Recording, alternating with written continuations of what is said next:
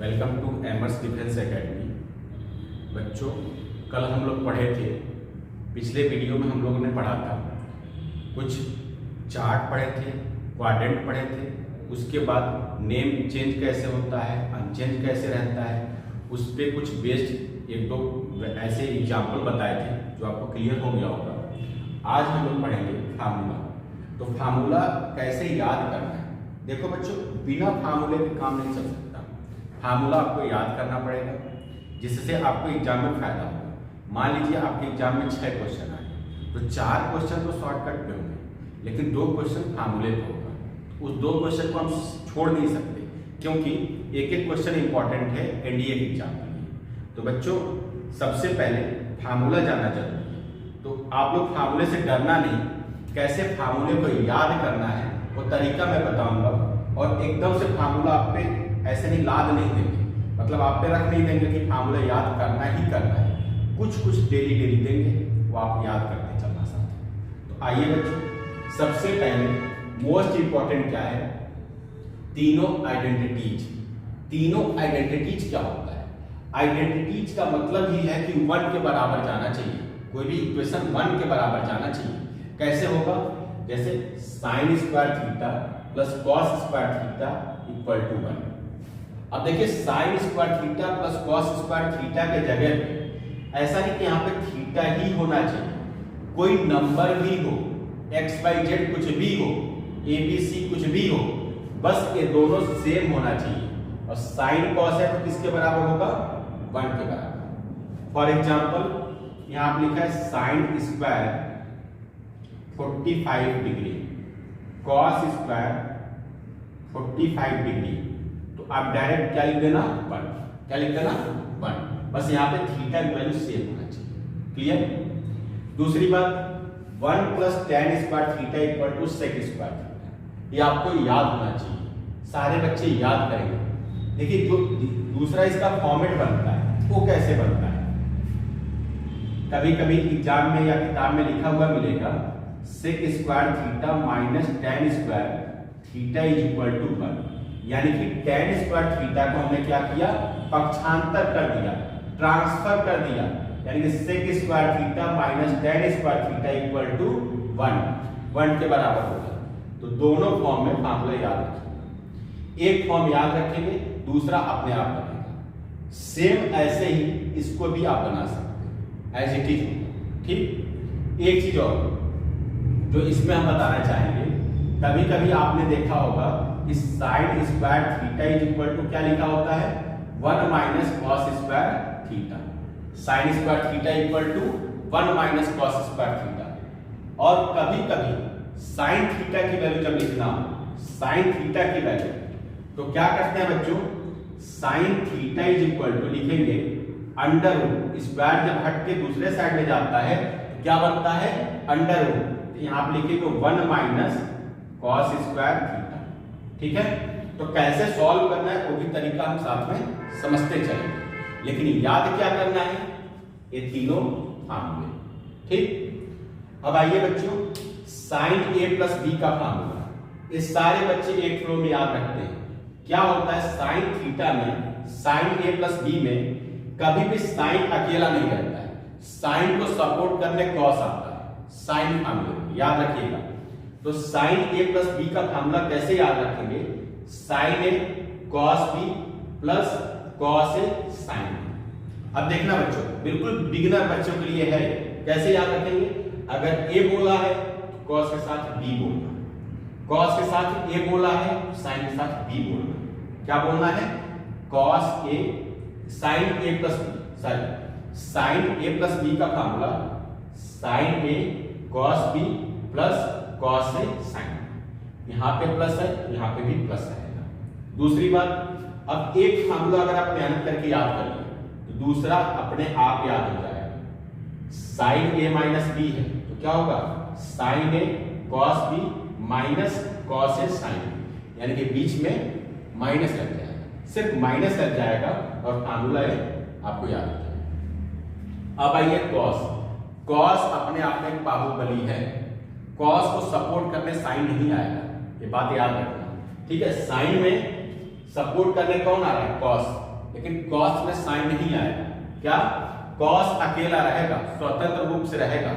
याद करने का तरीका है ये मत सोचना कि ऐसा कोई फार्मूला है, याद करने का नेमोनिक मैं बता रहा हूं। जैसे cos a प्लस बी की बात करें तो कहेंगे cos a cos b minus sin a sin b, यानी कि साइन अलग चला गया, cos अलग चला गया। तो पहले क्या बोलेंगे? cos, क्योंकि फार्मूला किसका है? cos का है। तो पहले नाम किसका लोगे? cos का। तो cos a cos b, अगर यहाँ पे प्लस है, ये भी याद करने वाली बात है, अगर यहाँ पे प्लस है तो बीच में क्या लगेगा? माइनस। तो cos a cos b minus sin a sin b, ऐसे याद रखिएगा। अगर बच्चों आप cos a प्लस b याद कर लिए तो cos a minus b same formula है। यहाँ पे अगर माइनस है तो क्या होगा? प्लस। ये आपको याद हो गया होगा, सेम है दोनों। अब बच्चों आते हैं tan a प्लस b, ये भी इंपॉर्टेंट फार्मूला है। tan a प्लस b का फार्मूला बहुत सारे क्वेश्चन में tan a प्लस b का फार्मूला हम खुद बनाना चाहते हैं, क्योंकि इन सारे फार्मूले में 4 स्टेप होता है, इसमें 2 स्टेप होता है। इसका यूज कैसे करना है वो हम क्वेश्चन में बताएंगे। पहले यहाँ पे फार्मूला याद रखिए।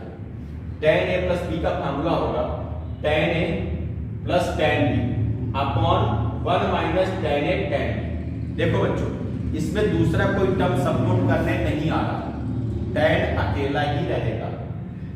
tan a प्लस b है तो क्वेश्चन इसका जो आंसर होगा फ्रैक्शन के फॉर्म में होगा, याद रखिएगा, फ्रैक्शन के फॉर्म में। प्लस है तो न्यूमरेटर में प्लस और डिनोमिनेटर में माइनस होगा, याद रखिएगा, बिल्कुल बेसिक कॉन्सेप्ट है। अब देखिए, अगर आप tan a प्लस b याद रखेंगे तो tan a माइनस b अपने आप बताएंगे, माइनस है तो माइनस ही रहेगा और अपॉन में अपोजिट वाला आ जाएगा, यानी कि tan a माइनस b का फार्मूला क्या होगा? tan a minus tan b upon में 1 प्लस, याद रखिएगा, 1 plus tan a tan b। ठीक है बच्चों, एक दो फार्मूला और है जो मैं यहां पे लिख दूं, एक लिखूंगा दूसरा याद हो जाएगा आपको। tan और cot एक दूसरे के रेसिप्रोकल होते हैं, tan और cot एक दूसरे के व्युत्क्रम होते हैं, ये सारे बच्चों को पता है। अब देखिए, अगर tan का फार्मूला याद है तो cot का फार्मूला अगर हम कहें, ऐसा नहीं कि tan वाले फार्मूले को उल्टा कर दो, ऐसा ना करो। cot है तो इसका एक्सपेंशन cot के फॉर्म में ही होगा, बस ये जो फार्मूला tan में लिखा है इसी का उल्टा हो जाएगा और cot में आ जाएगा। कहने का मतलब क्या है समझिए, यहां पे होगा cot a प्लस b है तो लिखेंगे cot a cot b minus का 1, याद रखिएगा, cot a cot b minus का 1। थोड़ा सा चेंजिंग हो रहा है, बहुत से बच्चे सोचते हैं 1 माइनस, ऐसा नहीं, cot a cot b minus 1 upon में होगा cot a plus cot b। ठीक है बच्चों। अब एक नोट पॉइंट है, बहुत से बच्चे कहते हैं सर cot अगर आप याद कर लें, cot a प्लस b याद कर लें, cot a minus b same इसी का बदला हुआ रूप होगा, बस प्लस के जगह पे माइनस लग जाएगा। बात आपकी सही है, लेकिन ये अपवाद है, एक्सेप्शनल है, इसको याद करिएगा। देखिए थोड़ा सा अंतर है, इंपॉर्टेंट बात है इसलिए मैं बता रहा हूं। cot a माइनस b का फार्मूला कभी भी आए, सर नीचे दिख नहीं रहा होगा, मैं ऊपर लिख रहा हूं यहाँ पे। अगर cot a माइनस b का फार्मूला आता है बच्चों तो ये होगा cot a into cot b plus का 1। देखो बच्चों यहाँ पे क्या है? माइनस है, तो cot a cot b plus का 1 अपॉन में क्या आएगा? अपॉन में आ जाएगा cot b minus cot a। देखिए यहां से मैं रिलेट कर दूं, cot a cot b minus 1 था क्योंकि यहां पे प्लस लगा है, यहां पे क्या होगा? माइनस वाले में cot a cot b plus का 1, लेकिन अपॉन में क्या आएगा? यहां पे था cot a plus b, cot a plus cot b, क्या था? cot a plus cot b, लेकिन यहां पे क्या हुआ? cot b minus cot a। यही याद रखने वाली बात है, कि कॉट बी पहले बोला जाएगा, नहीं तो गलत हो जाएगा क्वेश्चन। ठीक है बच्चों, ये बहुत ही इंपॉर्टेंट फार्मूला है, थोड़ा थोड़ा करके आप लोग फार्मूला याद रखिए। इसका आप लोग स्क्रीनशॉट ले लो, इसको पहले याद रखना, उसके बाद हम कुछ क्वेश्चन के साथ आते हैं। इसका स्क्रीनशॉट लीजिए बच्चों। अभी मैं आपको फार्मूला बताया हूँ। फार्मूले के बाद अब ध्यान से सुनिएगा, फार्मूले के बाद जो क्वेश्चन है वो फार्मूले के अलावा कैसे सॉल्व हो सकते हैं, शॉर्टकट से कैसे सॉल्व होते हैं। तो अब हम लोग शॉर्टकट की बारी आ गई, शॉर्टकट समझेंगे कैसे क्या तरीका होगा। इसको बड़ा प्यार से समझिएगा, ध्यान से समझिएगा एक चीज। सबसे पहले एक बात बता दूं मैं आपको, सबसे पहले आपको चार्ट याद होना चाहिए जो 0 से लेकर 90 तक वैल्यू है, साइन, कॉस, टैन, कॉट, सेक, कॉसेक, वो अगर आपको याद है तो आपके 80% क्वेश्चन आराम से सॉल्व हो जाएंगे, बस केवल चार्ट से। तो बच्चों उसको मेहनत करके याद करना। आज का जो क्वेश्चन होगा बड़ा प्यारा है क्वेश्चन, देखिएगा ध्यान से। क्वेश्चन देखिए, पहला क्वेश्चन बोर्ड पे सिर्फ 4 क्वेश्चन लिखे हैं। पहला क्वेश्चन मैं बताऊंगा, यहाँ पे sin to the power 6 theta plus cos to the power 6 theta plus 3 sin square theta into cos square theta equal to question mark. अब बच्चा देखो, एक क्वेश्चन अगर एग्जाम में आ गया, कोई भी बच्चा अगर 12th पास करके आता है, उसके एग्जाम में जब एक क्वेश्चन आता है तो फटाफट वो क्या करता है, इसमें से सोचेगा कुछ कॉमन है या कौन सा फार्मूला अप्लाई होगा, ये सोचेगा। पहली बात तो सोचने में कम से कम, मैं एक बात बता दूं, सोचने में कम से कम 1 मिनट जाएगा, सॉल्व करने में 2 से 3 मिनट, कम से कम एक क्वेश्चन पे मिनिमम टाइम 3 मिनट लग जाएगा। लेकिन बच्चा एक शॉर्टकट है, उससे कैसे सॉल्व करोगे। देखो, कभी भी कोई भी ट्रिग्नोमेट्री का क्वेश्चन आए, उस क्वेश्चन को आप अपना बना के सॉल्व करो। क्यों? जैसे कहते हैं ना कि जिस प्लॉट की रजिस्ट्री हो जाती है उसको दोबारा खरीदने जाओगे तो उस मालिक से मिलना पड़ेगा, उसके तहत आपको कंडीशन और टर्म्स होगा। बात को समझिएगा। और जो प्लॉट बिकाऊ है वहां पे कोई भी पहुंचे खरीद सकता है। तो वैसे क्या है, रजिस्ट्री हो गई यानी कि नाम चढ़ गया, उससे लेने में टर्म्स एंड कंडीशन के साथ आना पड़ेगा। और नाम किसी का नहीं चढ़ा है, बेचने के लिए पर्पस से रखा गया है, तो वहां पे आप आसानी से खरीद सकते हो। ठीक है, वही बात मैथमेटिक्स में होती है। मैथमेटिक्स में क्या है, जब कभी भी कोई वैल्यू दे दिया, रजिस्ट्री हो गई, किसी के नाम से रजिस्ट्री हो गया, उसके हिसाब से चलना है। जब रजिस्ट्री नहीं हुई है, जब प्लॉट क्या है, बिकाऊ है, उसको अपने हिसाब से खरीदो, पैसा दो खरीदो। कहने का मतलब क्या है, थोड़ा सा मजाक की बात है, समझिएगा। कहने की बात यह है कि जब कभी भी थीटा लिखा हो, 45, 30, 60 ना लिखा हो, तो थीटा की वैल्यू आप अपने तरफ से कुछ भी रख सकते हो, कुछ भी 0 से लेकर 90 तक कोई भी वैल्यू रख सकते हो, बशर्ते इतना ध्यान रहे कि ऑप्शन मैच नहीं होना चाहिए। ऑप्शन मैच नहीं होने चाहिए का मतलब क्या है, अगर मान लीजिए ऑप्शन में साइन, कॉस, टैन के फॉर्म में दिया होता है, उसमें ध्यान देना होता है कि ऑप्शन मैच नहीं होना चाहिए। लेकिन यहाँ पे क्या है कि ऑप्शन पहले ही अलग अलग दे दिया। अब क्या करेंगे, अब वो भी डर दिमाग से निकल गया कि ऑप्शन मैच होगा कि नहीं होगा। आप यहाँ पे फ्री हो गए, थीटा इक्वल 0 से लेकर 90 तक जो आसान लगे वो रखो, जिसमें कैलकुलेशन आसान। तो सबसे आसान बच्चों वैल्यू होता है 0 या 90, सबसे आसान वैल्यू जो छोटे छोटे होते हैं। तो सबसे आसान वैल्यू जो आपका मन है रख लो। जैसे 0 रख लिया, कोई बच्चा यहाँ पे 0 रख लिया, यहाँ पे 0 रख दिया, यहाँ पे 0 रख दिया और यहाँ पे 0। एक क्वेश्चन 15 सेकंड में सॉल्व हो जाएगा। कैसे? साइन 0 की वैल्यू क्या होता है बच्चा? 0, इसको काट देंगे, ये 0। कॉस 0 की वैल्यू क्या होता है? 1। साइन 0, 0, जो पूरा मल्टीप्लाई होकर क्या हो जाएगा? 0। तो यहाँ पे क्या गया बच्चा? 0, और यहाँ पे भी 0। तो 1 + 0 + 0 क्या होगा? 1। आंसर आ गया 1। तरीका समझ में आ गया होगा आप लोगों को। अगर ना समझ में आए तो कमेंट करके जरूर बताना, कोई भी कंफ्यूजन हो कमेंट करके बताओ। नेक्स्ट क्वेश्चन देखिए, जो सेकंड क्वेश्चन, इसमें देखिए बच्चों टर्म्स एंड कंडीशन के साथ क्वेश्चन। क्या है क्वेश्चन में? थोड़ा सा अंतर है। क्वेश्चन में कहा है, यहाँ पे x होना चाहिए कि x की वैल्यू 0 से बड़ा हो, 90 से छोटा हो। यानी कि 0 और 90 आप नहीं ले सकते, 0 और 90 x की वैल्यू ले ही नहीं सकते, क्योंकि यहाँ पे कंडीशन हो गया कि x की वैल्यू 0 से बड़ा और 90 से छोटा होना चाहिए। और ये आपका इक्वेशन दिया है। इक्वेशन क्या है बच्चा? 1 plus tan square x minus 2 tan x equal to 0। 1 plus tan square x minus 2 tan स्क्वायर equal to 0। 1 plus tan square x minus 2 tan x equal to 0। इस इक्वेशन को क्या करना है? x की वैल्यू आपसे पूछा है, x की वैल्यू जो भी पूछेगा वो आंसर में दिया होगा। ऑप्शन में x की वैल्यू ढूंढो कि जो x की वैल्यू तीनों चारों ऑप्शन से जो x की वैल्यू यहाँ पे रखने पे इसको 0 के बराबर कर दे, उसी ऑप्शन को हम टिक कर देंगे। अब समझिए, आपका कैलकुलेशन थोड़ा फास्ट होना चाहिए। जैसे 30 डिग्री यहाँ पे रखें तो बच्चा tan 30 की वैल्यू आपको याद रखना चाहिए। क्या होता है tan 30 की वैल्यू? 1/√3। 1/√3 का स्क्वायर करेंगे तो क्या होगा? 1/3। 1 प्लस 1/3 कैलकुलेट करेंगे तो हो जाएगा 4/3। इतना दिमाग में रखो।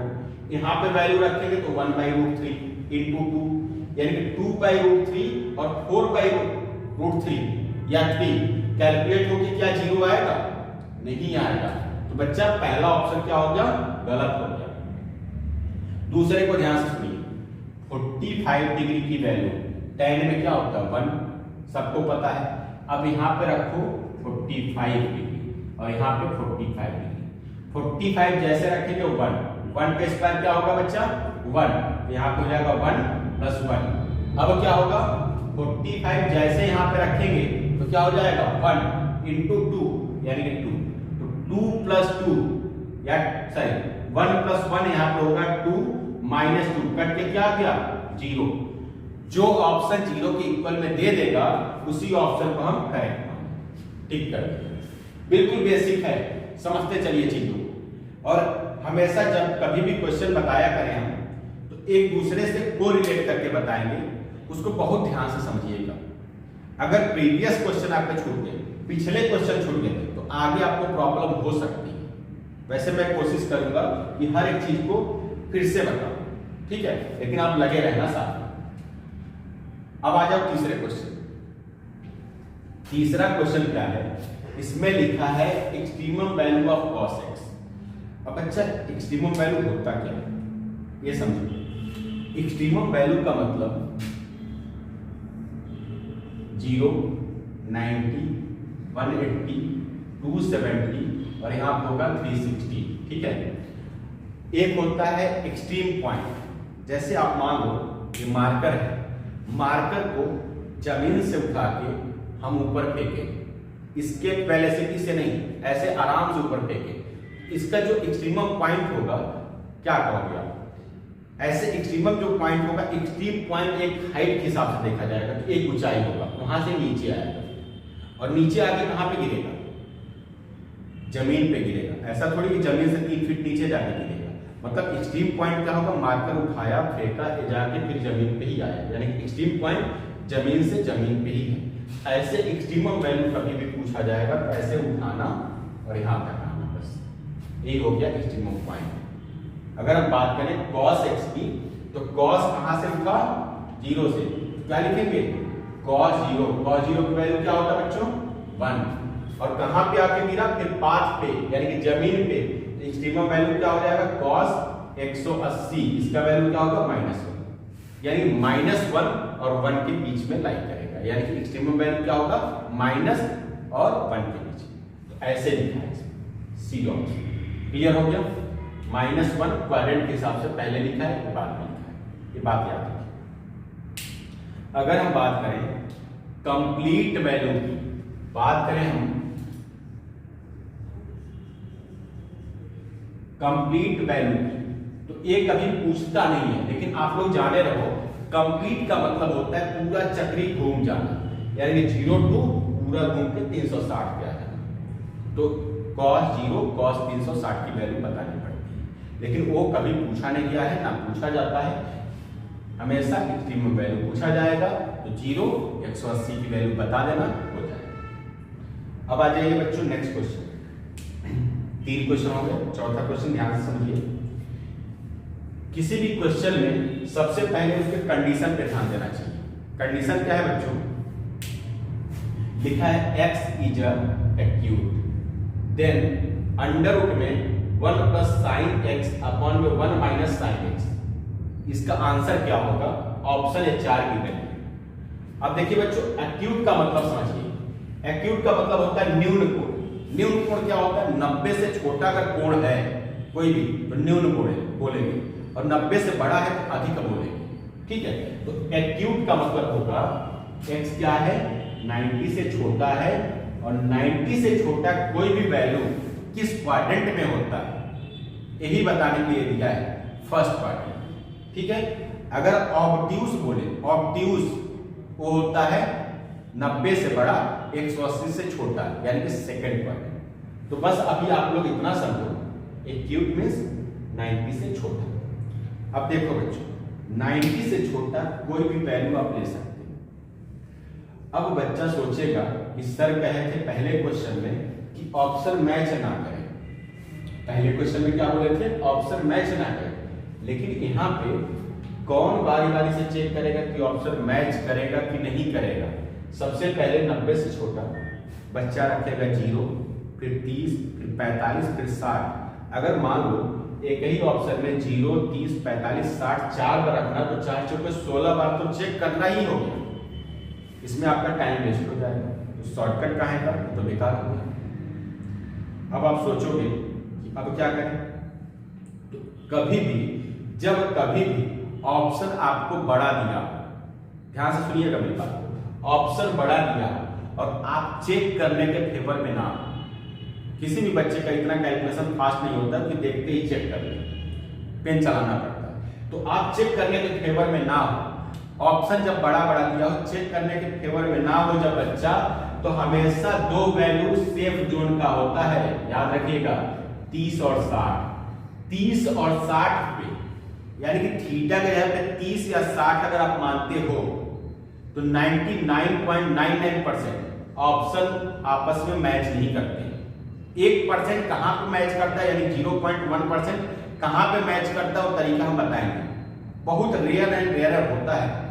अब देखिए 30 और 60, आप दिमाग एकदम शांत करके हमेशा 30 और 60 ही रखना जब आपको ऑप्शन ना चेक करने का मन करे। अब समझिए, आप लोग सोच रहे होंगे कि ज्यादा बोल रहे हैं, पता कम है, लेकिन ध्यान से समझोगे तो एक एक चीज समझ में आएगी। देखिए पहली बात तो बच्चा अब 30 रखे कि 60 रखे, इसमें भी बड़ा कंफ्यूजन होता है। क्वेश्चन आपका है, आप बना लो अपने हिसाब से। अंडर रूट में लिखा है 1 प्लस साइन एक्स अपॉन में 1 माइनस साइन एक्स, कैलकुलेशन इसी का तो करना है।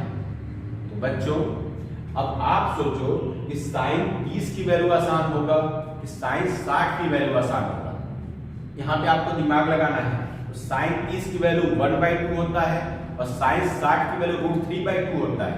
कौन सा आसान रहेगा? किस पे कैलकुलेशन आसानी से होगा? तो सारे बच्चे कहेंगे कि सर हम क्या पुट कर दें? 30। यहाँ पे बच्चों क्या करेंगे आप? 30 डिग्री, और यहाँ पे भी 30 पुट करेंगे। जब सॉल्व करेंगे इसको तो 1 प्लस 1/2 लिखेंगे, 1 माइनस 1/2। थोड़ा सा कैलकुलेट करिए, शायद यहाँ पे दिख ना रहा हो, थोड़ा सा इसको कैलकुलेट करते हैं। इधर जगह नहीं है तो यहाँ पे कैलकुलेट करेंगे। तो देखिए बच्चों, यहाँ पे जब जोड़ेंगे तो इसको हो जाएगा 3/2, और यहाँ पे जब घटाएंगे तो हो जाएगा 1/2।